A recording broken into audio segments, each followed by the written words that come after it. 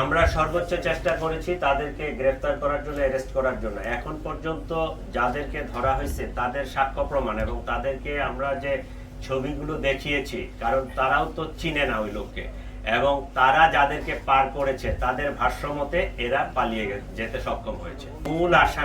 মূল আসামিটা ধরা পড়ে নাই। বাকি যে আসামিগুলো এরা কিন্তু তার সহযোগী। কেউ অস্ত্র লুকাইছে, কেউ নাম্বার প্লেট চেঞ্জ করছে, কেউ তারে ক্যারি করছে, কেউ তাকে বিকাশে টাকা পাঠাইছে, এরা ধরা পড়ছে।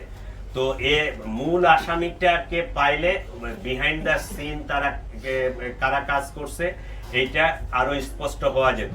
আমাদের কাছে কিছু তথ্য আছে, আমরা এটা তদন্তের স্বার্থে আসলে তাদের নামগুলো বলবো না। এটা আমরা জানতে চেয়েছি যে নাম্বার প্লেট চেঞ্জ করছে ওর বাবা, অস্ত্রের পোটলা রাখছে ওর মা, এটা নিয়ে গেছে তার বোনের বাসায়, ওখান থেকে তার শ্যালক, তার এক বন্ধু।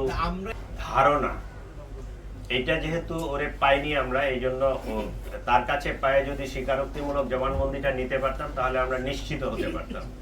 কিন্তু ধারণা 5 আগস্টের পরবর্তীতে এই ইনকিলাব মঞ্চের হাদি খুবই ভোকাল ছিল এবং তার কথাবার্তা খুবই স্পষ্ট ছিল এবং সে একটা আদর্শকে হোল্ড করে।